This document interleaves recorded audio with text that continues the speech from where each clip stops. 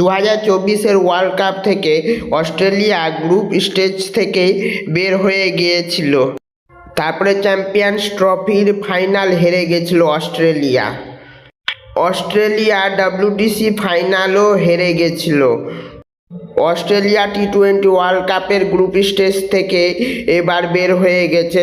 আগে অস্ট্রেলিয়া টিমকে শ্রীলঙ্কা আর Zimbabwe team হারিয়ে দিয়েছে, সেটা ভাবার বিষয়।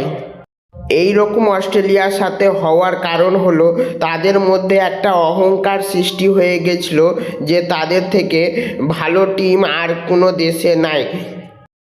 তারা ট্রফি জেতার পর সেই ট্রফির উপরেই পা রেখে তারা ছবি তুলে পোস্ট করেছিল, এটা তাদের অহংকার।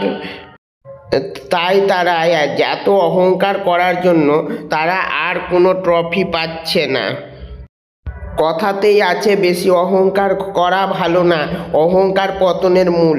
এটাই হয়েছে অস্ট্রেলিয়ার অবস্থা এখন অস্ট্রেলিয়া কোনো ম্যাচ কোনো টিমের সঙ্গেই ঠিকমতো আগের মতো খেলতে পারছে না।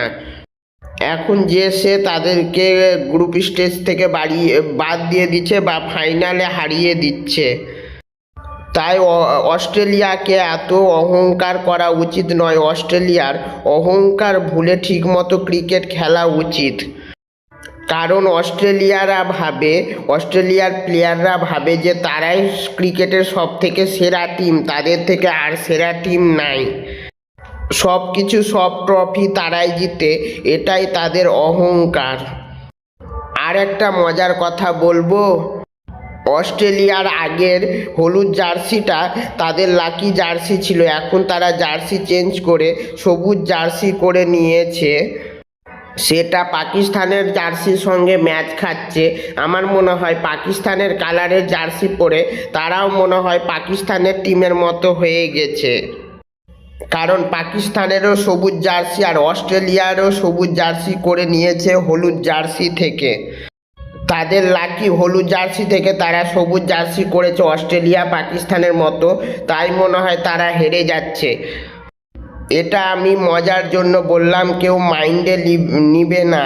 এটা যদি পাকিস্তান নেয় তাহলে নিতে পারে, তাতে কোনো ব্যাপার নাই। আর পাকিস্তানের ভাই বাংলাদেশ আর পাকিস্তান এরা দুজন যদি মাইন্ডে নেয় তাহলে কোনো ব্যাপার নাই, কিন্তু অন্য কোনো টিম যেন মাইন্ডে না নেয় এই বিষয়টা। এই কথাটা শুধু আমি মজার জন্য বললাম, কেউ মাইন্ডে নিবে না।